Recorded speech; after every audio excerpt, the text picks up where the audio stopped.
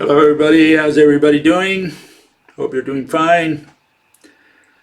First I want to mention again, so I will for the next couple weeks, that we have a conference in Lusaka, Zambia. All those who want to participate, they have a chance to buy their ticket starting today. So get your suitcases ready if you want to see an exotic land, okay? And if you have the chance. And I wanted to mention that the other day, I inaugurated my new site, website, known as ropehypothesis.com. And I put up a book, PDF format, that you can download. Some people had trouble with that. I guess that's to some degree been fixed as far as I'm concerned. There was a couple people who provided feedback, and I wanted to put you up to put you up to date on that. And this is the site, okay? And if you go up there where it says books, you'll find the book. Okay, you can download it. It's known as the Rope Hypothesis. Tells you how to download it. Okay, just click on the link that's in on that page. Okay, we modified the page a little bit today, but you should be able to find it. And get this thing here. Couple of the feedbacks that I got, one person said there was an error. And so we fixed that error today. So if you want to download the book up again, let me show you where the error is. Okay. And it was on this page. You will see that on that page, it'll say it's page 19. And we got the short links confused with the long links. Okay, so if you look at the long links up on the top, that's how it was. Now the new one says exactly in reverse. What confused us, and the reason we didn't pick up on this, is that you can see the waves coming out of the prism. Okay, they have longer waves than the ones inside the prism. That is totally an error on the part of the mainstream. That's a bad way to illustrate it. And we saw that, and it just escaped our mind. It misled us to believe that, for a second there, so we didn't catch it. Yeah, it's the other way around. When it goes from the prism to air, you're going from supposedly a denser medium to a lighter medium, and somehow, according to the establishment, light speeds up. Something accelerates light back to 300,000 kilometers per second. So if a prism is made out of glass is anywhere 1.45 to 1.5 refractive index. That means it travels approximately at 200,000 kilometers per second through the prism, and then it speeds up back to 300,000. How light does that? Well, you got to ask the mathematicians about that. Yeah, under the rope model, light always travels at the same speed between any two atoms, whether it's the prism, whether it's air, whether it's water, liquids, gases, solids, it doesn't matter. Always at the same speed. Throughout the entire universe, the speed of light is the same. Why? Because torsion is the same. Why? Because the speed of light is c, little c, 300,000 kilometers per second between any two atoms. It's a torsion, okay? And all we change is, and here I can illustrate that, all we change is, the number of links and the length of each link. And then when you have longer wavelengths, essentially long link lengths, you have fewer links. So that's the trade-off between frequency and wavelength, which we call, under the rope model, we call it link length.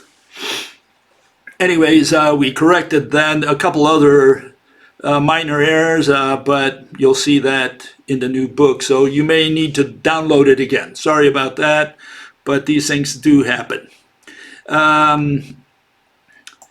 This fella who pointed that out, his name is Gabor. He also proposed to translate the book to Hungarian.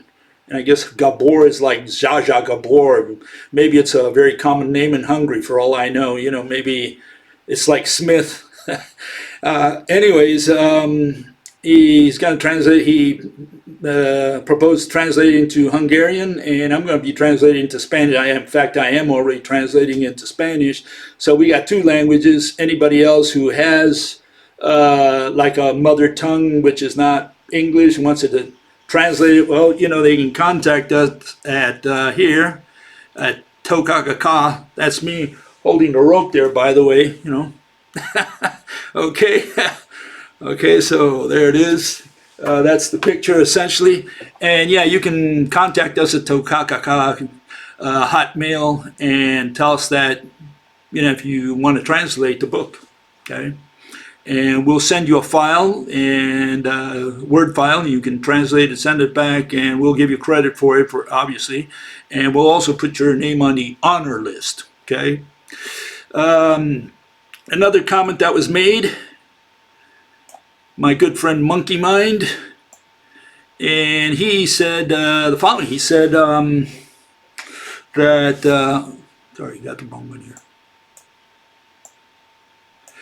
He said that it was a question of whether the thread unwinds from the rope when it's spinning and creates this magnetic field. And it's a good question. We never resolved that. That's at least to my satisfaction. I have not resolved it in my mind. There are possibilities. One is that the thread unwinds. He was suggesting only one thread unwinds, the other ones remain straight, which was my original notion. My son Hans came up with this notion of double threads, which I thought was a little more logical. I still cannot vouch for it. And I'm proposing even a third one, which is that maybe it's the valence thread, the one that's on the outside of like an atom, that maybe swings around like we showed in one of the pages there. What was it? Page 58. And so you have this, when you form a molecule between two atoms, and it's an ionic bond, one shell goes through the other. Okay, and so maybe there's a process similar to that going on with what we call the magnetic field. In other words, the lines of force. And so there are different possibilities. I think the main issue, like I told him in a letter, is the following. Okay, so let me point that out for those of you who want to tackle the problem. And it looks like this. We have to identify what those lines of force are. Okay, when you sprinkle iron filings over a magnet, they align in a certain way, and it's always the same way. In other words, you always see a similar pattern. You can see it there on your upper right. You can see it there on your upper left. Okay, those are the patterns you're going to see. And so the question is, the mathematicians say, well, those lines of force don't really exist. Even though Faraday said it clearly, he says, those are physical lines. But they've disregarded, and he had a lot of experience with magnets, observing and testing them and playing around with them. But they said, the official version today, mainstream version, is that those lines of force are only used for explanation or for trying to describe what's going on with magnets and with the magnetic fields, but they don't really exist. Well, we got a problem with that notion, because that means that if those lines of force are moving the iron filings on the one hand and also creating attraction, they had better be more than angels and spirits. They had better be real. The fact that we can't see them and touch them, that does not make them unreal. Okay? And this is the problem we have. So I think the bottom line with the threads is we don't really know exactly how they're created, whether they're separation between two atoms that are not touching or not merged.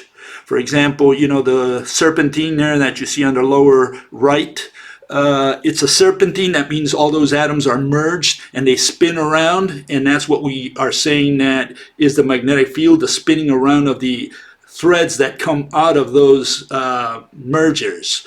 And the issue is whether, you know, you have a situation like the crystal there, the crystal lattice that you see up there in the center, upper center, where you see that they're all connected like by bed springs. That's the way the establishment shows many of the crystal lattices. And they say, look, you know, all these atoms are connected as if they were connected by bed springs. In other words, they vibrate with respect to each other, and et cetera, et cetera. And the question is whether the atoms are merged shell to shell or whether they are separated by ropes. That's the issue. And if they're separated by ropes, then this notion that Monkey Mind raised, which is the top one, whether it's one thread or two threads that come out of the rope, that's one issue. And the other one is that, you know, maybe it's the electron shell, one of the threads out of the electron shell that's coming loose, even though they're merged. So there are different possibilities and people would have to analyze each one. My point, again, is that we have to explain those, lines of force. And the lines of force are what make up the magnetic field. And the lines of force, this so-called magnetic field, causes a force through, for example, a coil, a live coil, a solenoid. Okay, so it causes a force. And hopefully that force is not mediated by spirits again. Hopefully there is a physical object moving in that region. The fact that we can't see it or touch it ourselves doesn't mean that those lines of force are not real.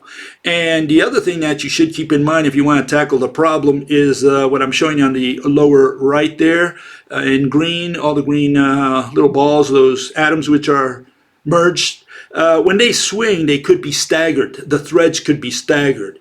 In fact, the first one would swing first before the second one, the third one, the fourth one down the line when the current starts flowing. And so they start spinning. And when they spin, they swing these threads around, and those threads would not be on the same plane. That's the point that I'm trying to make, okay? So they would be staggered, and so that's another factor that you might want to consider if you want to tackle this problem, want to figure out, you know, how the magnetic field is made by not angels, not lines of force, but threads, physical threads. Physical meaning not that you can touch or see it. Physical means that it has shape, okay? And again, the definitions here are crucial. Anyways, those things needed to be clarified. Let's get on now with the subject matter of today, and that's going to be Mr. Aquinas and his buddy Niels Bohr. And as you can know, they've been debating seriously, not against each other, but in favor of each other. One guy does it with particles, the other guy does it with angels, but the properties of particles of quantum today and the properties and attributes that angels had in the 13th century in the days of St. Thomas Aquinas, or better known now as St. Thomas Aquanum, okay, is that, you know, they had the same properties, the same attributes. They had the same superpowers, okay? So what's the issue? The issue is we need to know what physics is, because that's where it all starts, because these people are doing physics. St. Thomas was explaining motion and time. Specifically, he was applying Aristotle's notion of particles, of points and lines, and he extrapolated them to this notion of time. They were analyzing time, okay? And so you look up and you say, well, what is physics? And because these are issues of physics, so is quantum mechanics. Supposedly they claim to be doing physics, so we need to get to the bottom of this notion of what is physics. And here we have from the IOP, the Institute of Physics, and you know, this is one of the, and I made those letters bigger so we can read them, but what they show is, you know, that physics has something to do with making smartphones smarter, GPS possible, music portable, and an interconnected internet, okay? So they see it as something related to technology. They think that physics has something to do with technology. This is a notion lots of people have out there. They think physics is all about, you know, creating devices and making our lives more comfortable, you know. And we're challenging that notion, obviously. It's got nothing to do with it. Technology has nothing at all to do with physics. That's what we're going to argue here. Okay? And so we have to look up, what is the definition of physics? Okay? Let's start there. And here, this is what we find. We find these definitions. One is in the Wikipedia, the other one is dictionary.com. You can look it up for yourself. You'll find something similar in any dictionary that you look it up in. Physics is the natural science that studies. We just study, we gawk, we just sit down and absorb something, whether we understood it or not, we just study it. Matter, it's motion and behavior through space and time. Through space and time. So you can travel through time. Time travel, yeah. Time is this body of water you travel through. Okay, and the related entities of energy and force, whatever those are, because those are undefined as well. So none of those four words have ever been defined, and that's what they study. What is physics according to dictionary.com? Science that deals. They don't study, they just deal with it. With matter, energy, motion, and force. So almost the same thing. Okay? So we have these notions that these are the definitions for physics. Okay? Gives us an idea that, they don't really have a good handle on the definition to begin with. You would think after thousands of years, who was it? Aristotle, who invented the word physics, and that's where we got the word originally from him, or his Lyceum, because there were other people working at the Lyceum other than him. He just takes the credit today. Okay, and so they created this word physics, and Aristotle defined it like more or less like I define it. It's trying to understand mechanisms, explanation of how this universe works. That's not the definition of physics today. Today they study and they deal with what? Energy and force and who knows what else that has never been defined, has nothing to do with physics whatsoever. And so here's another notion, and this comes from a site known as study.com, which they teach physics and other things over the internet. It says physics, the study, another study. They study, They don't learn, they don't understand, they just study. Of matter and energy is an ancient and broad field of science. One thing that may come to mind when you think of physics is that the many scientific laws. We have laws. There's a legislature, Congress, you've got all these representatives and senators and so on, and I guess they vote for laws, who knows, which are statements describing, keyword, describe, phenomena that have been repeatedly tested and confirmed. Confirmed to whom? To the Catholic Church? Who is this confirmed to? Physicists perform and repeat experiments. I didn't know that. I thought technicians did that kind of work. Gophers, they go to the lab and they do experiments. I thought a physicist is the guy who uses his brain, not his hands. But I guess they have a different notion. Physicists perform and repeat experiments, to formulate these laws, and explain how our universe works. Notice that they go between describing and explaining. They started describing, they say, we're going to be describing, now they explain how. These laws are so thoroughly tested that they are accepted as truths. By whom? Who accepts this as truth? What is it? A group of people up there that decided for all of us that they're going to accept this as truth and shove it down your throat? Is this what it is? And they can be used to help us predict how other things will behave. So now they're into astrology as well. They do predictions. Physics explains, again, natural phenomena in the universe. Well, that's kind of funny that they would use the word explain, because as we showed the other day, here we have authority. Okay, here we have authority telling us no, that they have no idea whatsoever how to explain. Those who are not shocked when they first come across quantum theory cannot possibly have understood it. Evolution didn't equip us to be able to visualize quantum mechanics. Evolution did this to us. So we have two gurus there, Niels Bohr and Neo Susskind from the University of Stanford. And then we have Richard Feynman, Nobel Prize. He says, I think I can safely say that nobody understands quantum mechanics. Do not keep asking yourself if you can possibly avoid it, but how can it be like that? Nobody knows how it can be like that. The more you see how strangely nature behaves, the harder it is to make a model that explains how even the simplest phenomena actually work. So theoretical physics has given up on that. So no, they don't have any explanation. Not one rational explanation. And like Feynman says, they've given up on that. They don't even seek to understand how this universe works anymore. Okay, so it's beyond what is known as physics. So physics has been essentially redefined. It's not like Aristotle originally defined it. Okay.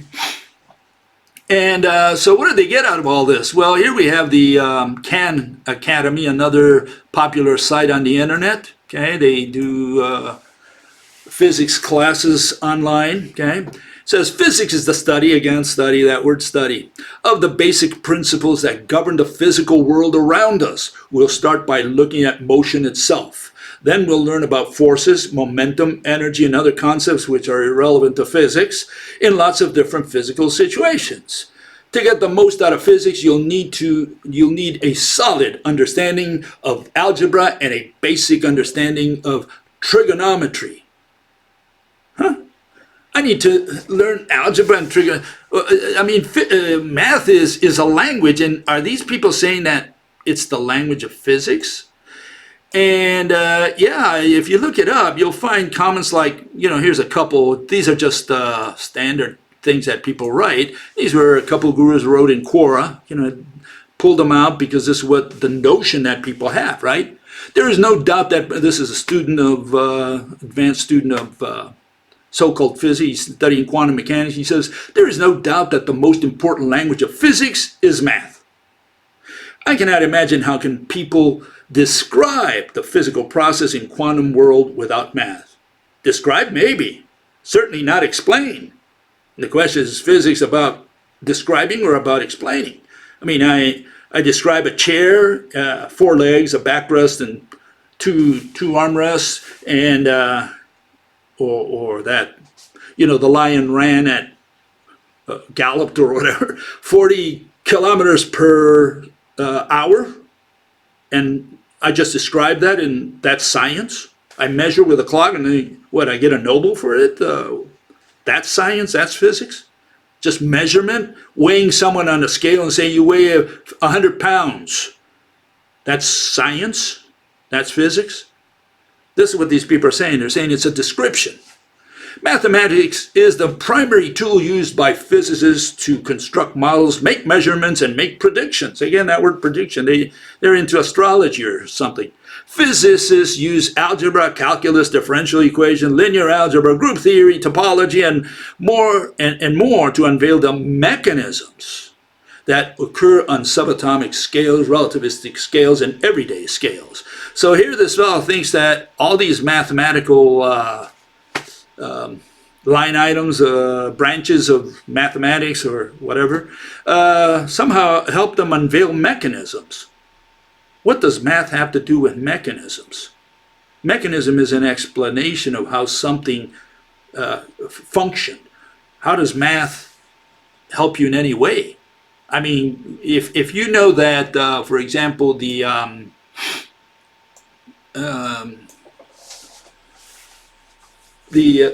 let go of a pen or ball or whatever, and you measure, and it's 9.8 meters per second squared acceleration towards the center of the earth.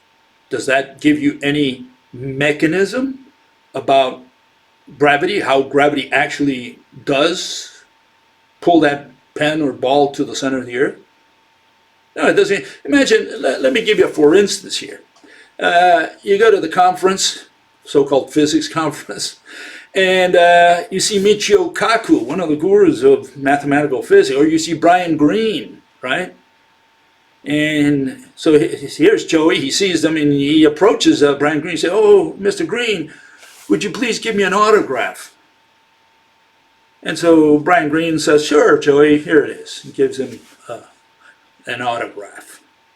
And Joey says, "By the way, could you explain to me how gravity works while we're at it?"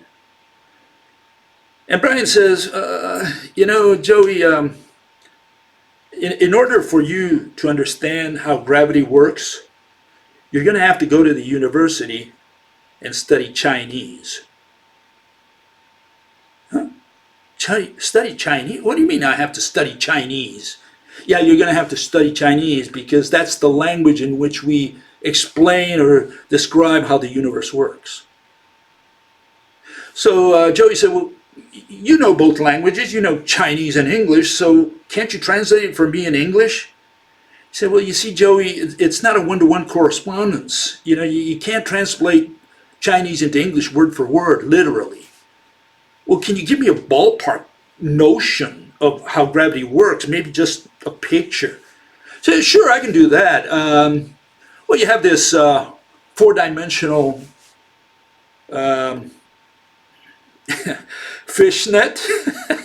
It's unimaginable. Don't try to imagine it. It's also infinite. We try to put it beyond the mind of the humans, but that's a different story. But the point is, you put a bowling ball in this net, and it weighs it down, and everything falls in that.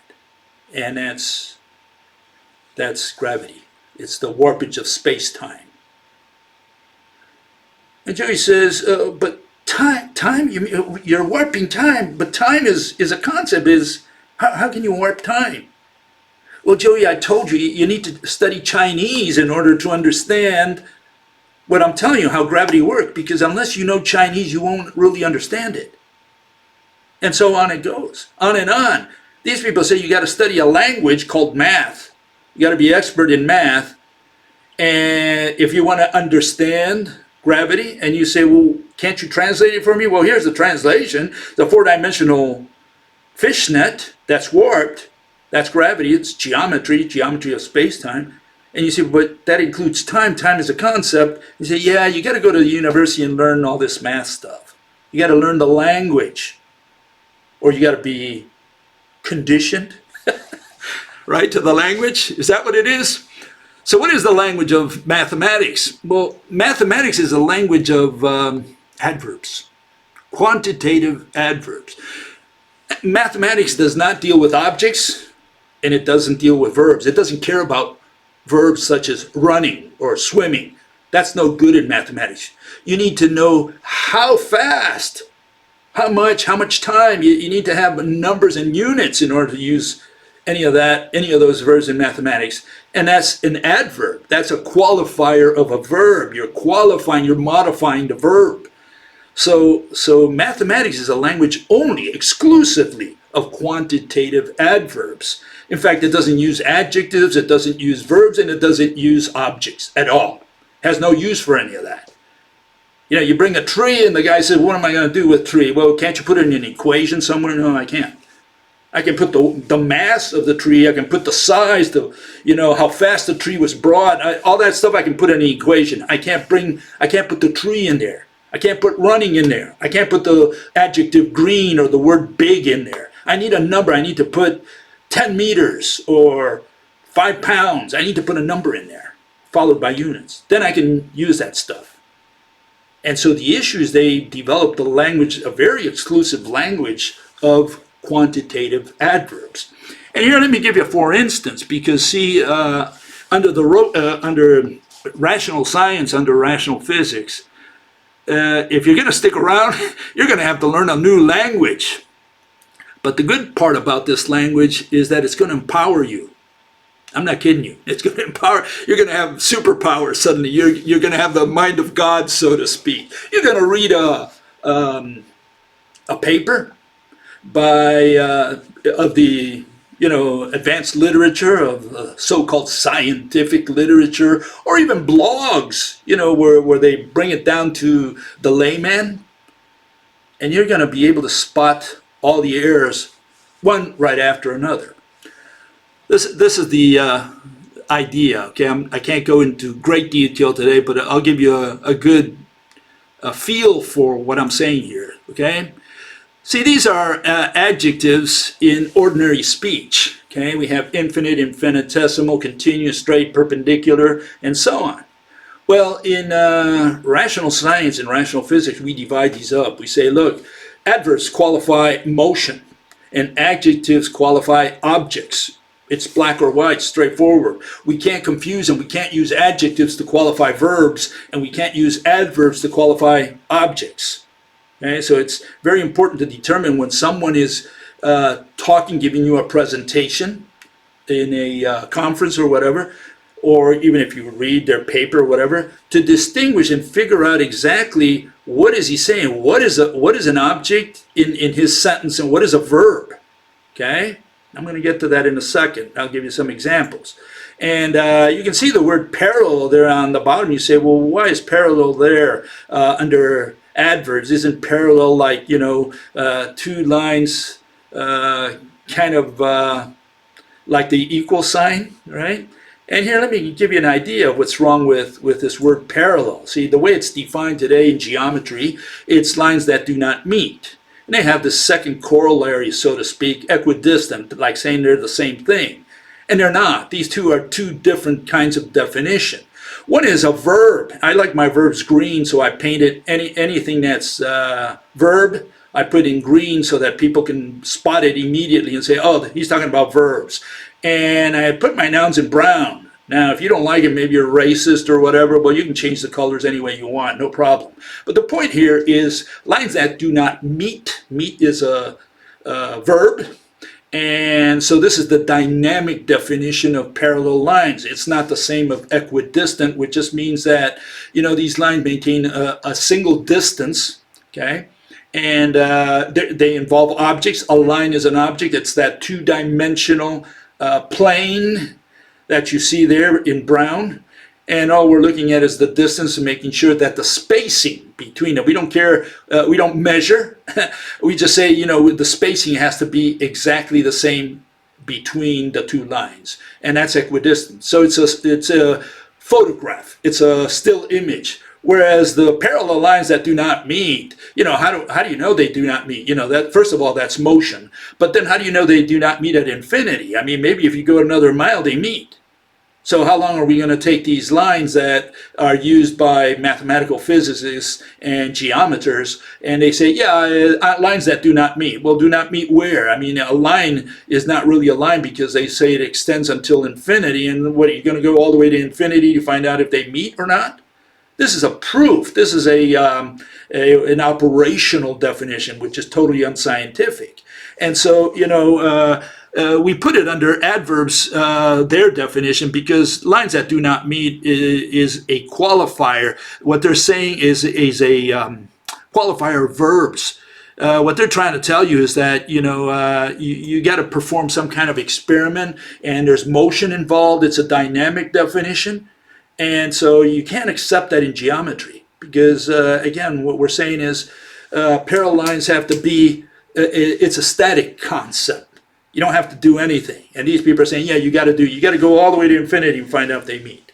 And so these are the notions that we're going to be showing, that there's a difference between what you find in mathematical physics and what we propose as an alternative in rational physics. And here's a list of other famous nouns which are really verbs. Orbit, orbital, infinity, motion, movement, change, itinerary, trajectory. All these are verbs as far as physics is concerned. These people treat them as nouns. And more than, they really reify them, and they come into being. Take for example the orbital. The orbital is many orbits of an electron bead around the atom, and so they say, well, the region where you can find the electron bead rolling around or wherever it jumps or whatever, we're going to cover that whole region. We're going to call that an orbital. That's where they got the word. The word orbital essentially comes from orbit. So they've turned many hula hoops into this ball, which they call an orbital. And then it's a vague notion even in that sense. But all these words are verbs. And so you don't treat them as nouns, okay? And so this causes a lot of problems. And until you can master the language of rational physics, you're going to have trouble. So as homework, maybe you should consider reading a blog or a paper. It could be even from a what is it, one of these sites that popularizes physics, space.com or one of those, or Astronomy Magazine, and you'll find articles which are readable, which are not so technical in their language, and you're going to spot the errors immediately. If you use this criterion, you're going to go in there and say, okay, which in this sentence, what is the noun? What is the verb? Does that noun include motion within it? Does it embody motion?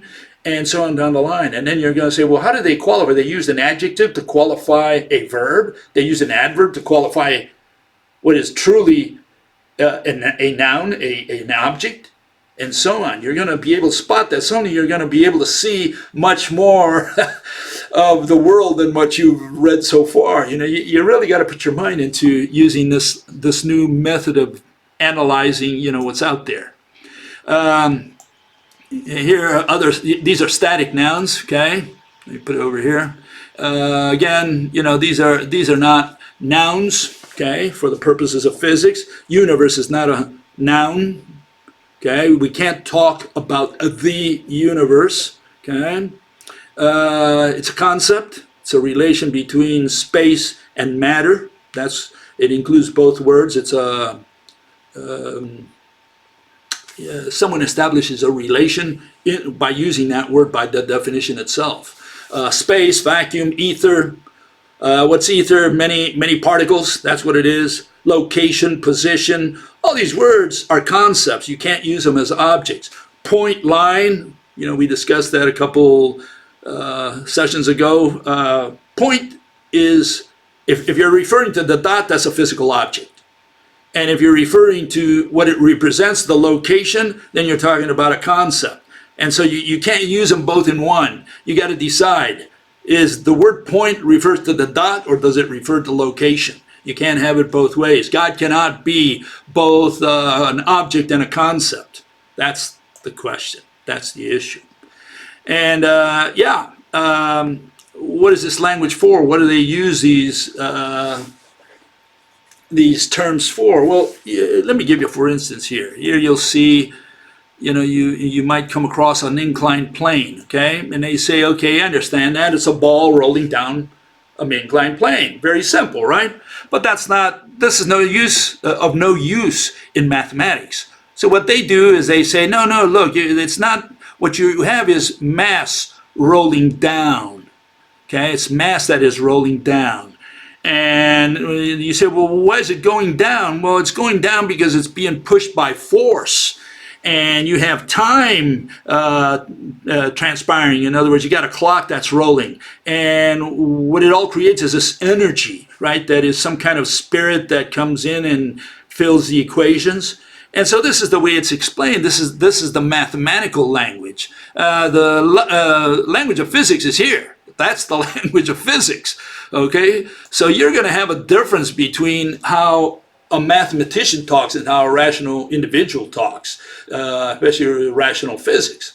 And you need to look at especially, which ones are the nouns, which ones are the verbs, and these people are just moving concepts, and they're qualifying them with the wrong qualifier. Whether, if they're gonna be moving mass, they can't say green mass. Okay, they're not going to use an adjective for that. Why? Because mass is not a physical object. So you can say the green ball rolled because you're applying an adjective to qualify the ball. That's standard. That's no problem there.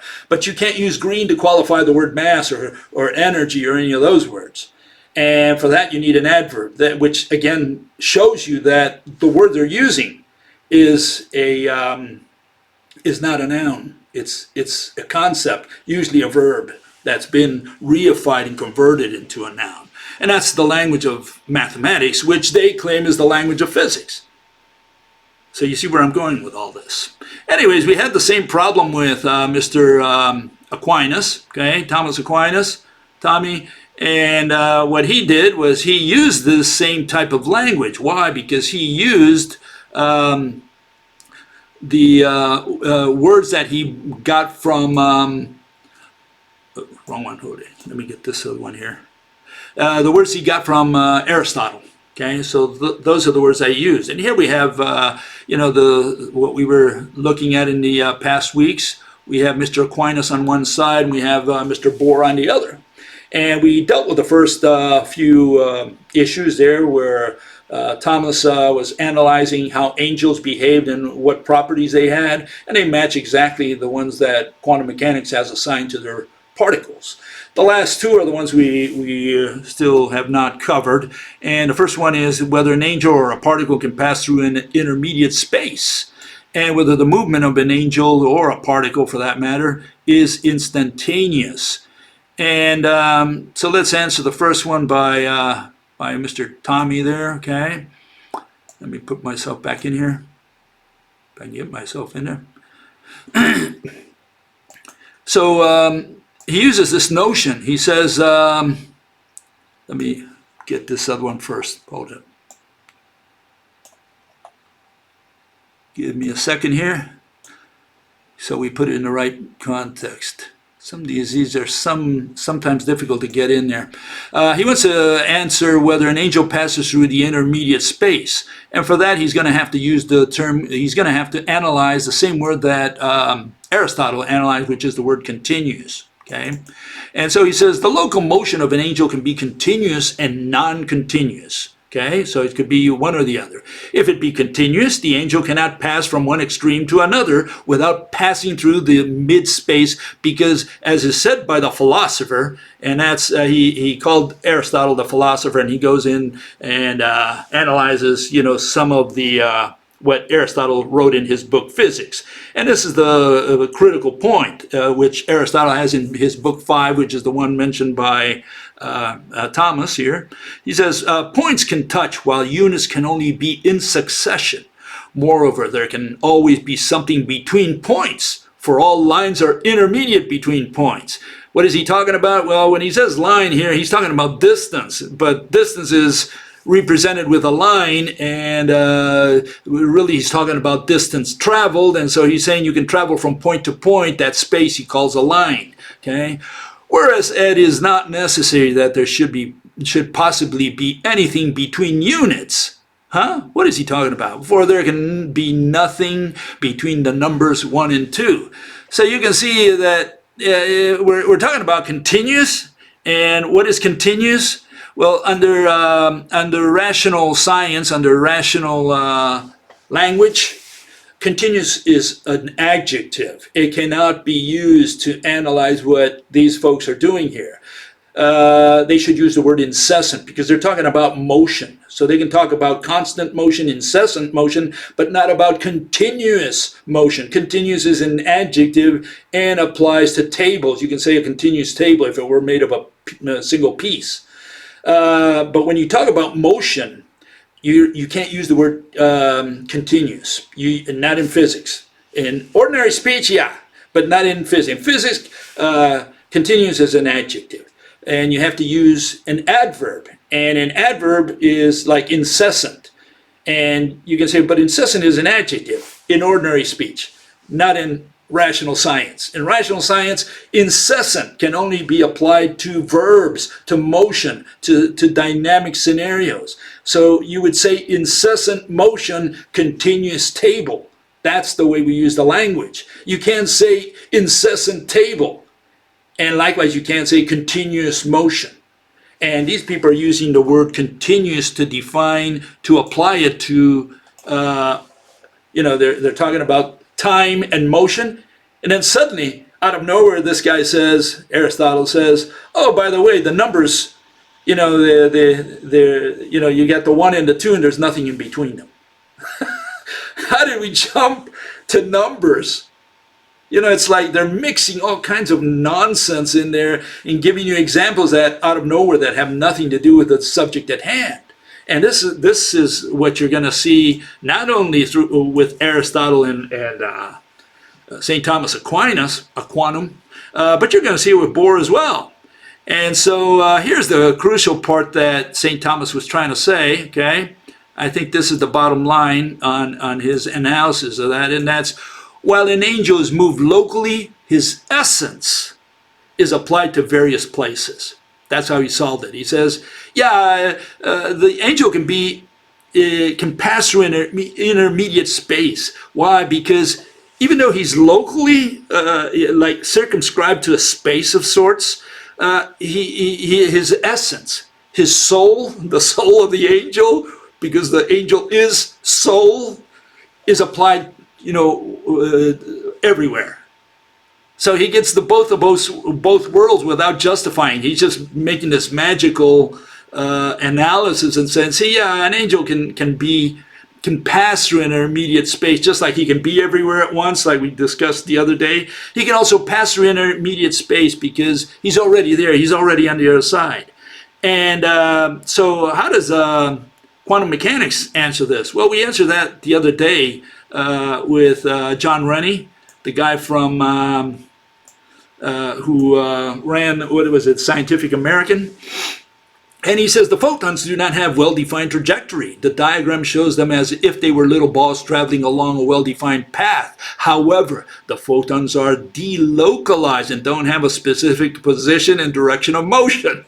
So we're not talking about, photons like being particles. He's introducing magic here, just like St. Thomas is. The photon is basically a fuzzy sphere expanding away from the source and overlapping both slits.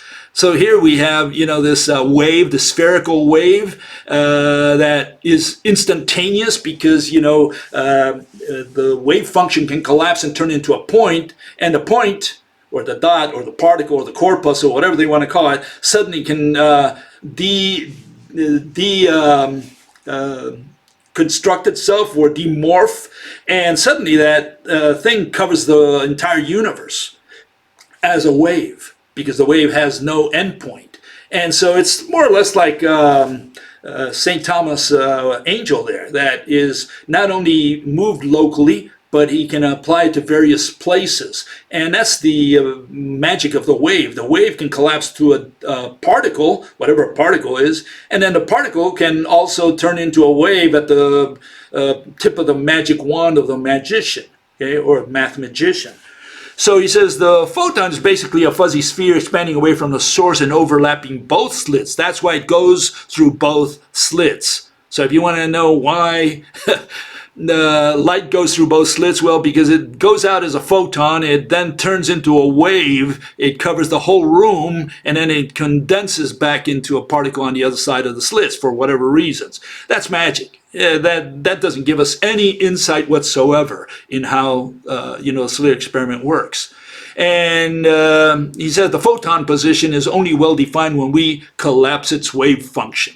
So they take a wave function, which is a concept, they collapse it, they turn it into a particle, which is another concept, because according to at least Sean Carroll, it's a excited field, which is a concept, right? So they play around with these words. And none of them are nouns. All of these are verbs or concepts of some kind, okay? Usually they're verbs. And then, so you can see why, there's no difference between St. Thomas's angels and quantum mechanics particles, so-called particles, whatever particles are, because they never define that word very well. And then there's the other issue. The remaining issue was whether an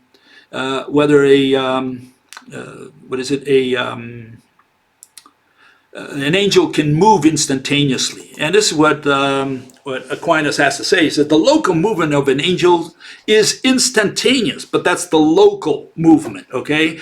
They said that when an angel is moved from place to place during the whole of the preceding time, he is in the term where from. But in the last instant of such time, he is in the term where to. So it's from where and to where, okay, kind of thing. Nor is there any need for a medium between the terms, just as there is no medium between time and the limit of time. So there's no medium. That's how he's saying. So in a way, the angel, can move instantaneously because there's no medium between time one and time infinity or whatever. And just to cut across, we can go to that last line. It says, an angel can be in one place in one instant and in another place in the next instant without any time intervening. Okay? Now, doesn't that sound like quantum and a little bit like general relativity as well, right? And so what is the answer of quantum mechanics to that? I mean, do they have anything even similar to that? And yeah, of course, they've come up with the same notion, okay? And they've done it for particles and for essentially all of mathematical physics. And this is what they came up with. Heisenberg came up with the uncertainty principle. That means that you can't tell the position and the momentum of a particle simultaneously. The more you know about one, the less you know about the other. You've heard of Spock and the crew, Captain Kirk and so on.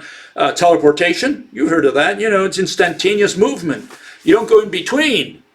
You're reassembled at destination. And tunneling, it leaves as a particle, goes as a wave, goes across the barrier, and then arrives as a particle on the other side. And so it's like, either you can interpret that two ways. Either the thing just went from one location to another without passing through the locations in between, or as Aquinas says, you can go from Spain to Syria, or I can think of going from Spain to Syria without passing through Italy. That's how Aquinas explains, and that's more or less what these people are saying. That's what tunneling is. You go from Spain to Syria, and you don't have to go through Italy. Okay, the particle starts out, turns into a wave, stretches its neck across the finish line, and it's detected as a particle on the other side. And they say, oh yeah, the particle just made it through tunneling. What is tunneling? It means there is no time between starting and ending point. That's essentially what it is. They're getting rid of time. They're saying, somehow the particle is already there before, almost at the same time it left. And so there's no time in between. And they say, well, it's very simple. The wave stretches or occupies the whole universe, or was already there. And then when you're going to measure, it collapses into a particle instantaneously, always, right? And so there's no motion, there's no time. It's just instant. And so these people have all arrived at the same, today, quantum mechanics has arrived at the same conclusions that Mr. St. Thomas Aquinas arrived at almost 1,000 years ago.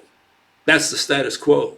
And all this is related because the arguments for that underlie St. Thomas Aquinas's arguments, the underlying arguments all come from Aristotle.